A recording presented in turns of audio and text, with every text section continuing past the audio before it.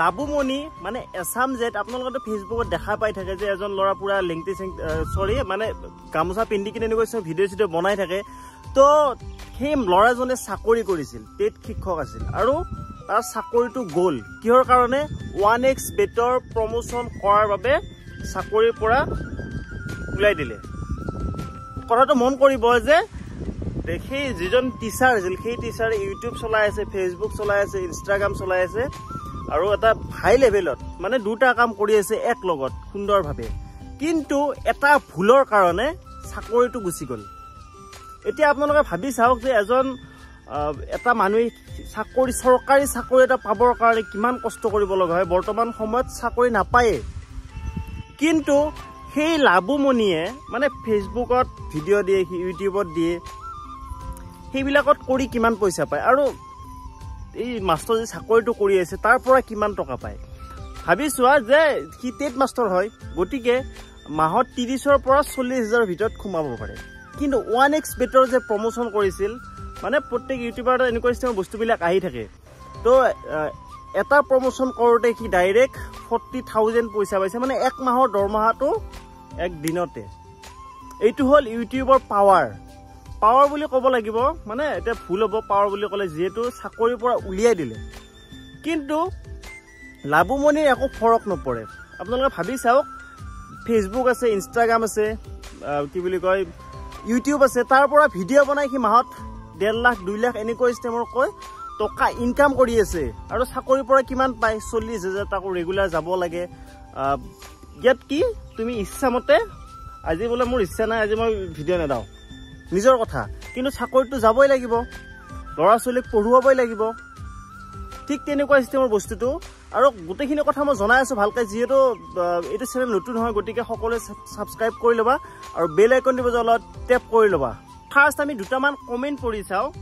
মানে এজনে লিখিছে যে বিশেষ সূত্ৰ মতে এতিয়া জেট মোদৰ আড্ডাত অৱতৰণ কৰাৰ সম্পূৰ্ণ সম্ভাৱনা আছে। এজনে লিখিছে যে বিকিনি কেনেকৈ পিন্ধে, কেনেকৈ পিন্ধিব লাগে, এইবোৰৰ ওপৰত ভিডিঅ' বনাই থাককগে, মানে বেংকত গৈ কিনে।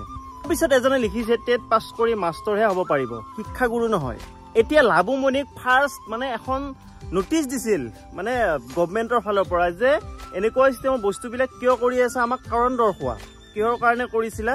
24 ঘণ্টা সময় দিছিল, কিন্তু একো এটা ৰিপ্লাই নিদিলে। ন' ৰিপ্লাই, মানে ভাই পুৰা চিগমা মেইল আৰু ন' ৰিপ্লাই, মই একো নকওঁ, ন' কমেণ্ট। চাকৰি বিখ্যাত আছে সেয়াও, কিন্তু তাত বহুত ডাঙৰ কথা আছে। যদি এতিয়া সি যদি মানে কি অলপমান সৰু হৈ কিনে বা মোৰ ভুল হৈ গ'ল, মই কথাখিনি জনা নাছিলোঁ, নেক্সট টাইমৰ পৰা মই এনেকুৱা ষ্টেমৰ কাম কেতিয়াও নকৰোঁ, এনেকুৱা ষ্টেমত যদি লিখি দিলে হয়, হয়তো চাকৰিটো আজি থাকিল হয়। লাবুমণিয়ে মানে যেনেকৈ মানে কি বুলি কয় 1x বেটৰ প্ৰমোচনো ক'ত কৰিছে জানা, মানে সিহঁতৰ কোনোবা এজন মানুহৰ মৃত্যু হৈছিল, তাতে ভিডিঅ' বনাইছে, বনাই কিনে তাতে মানে কি আৰু লিখি তাতে মাজতে প্ৰমোচন, মানে মানুহ মৰাৰ সেই দৃশ্যৰ মাজতে তাৰে মাজতে প্ৰমোচন কৰি দিছে 1x বেটৰ।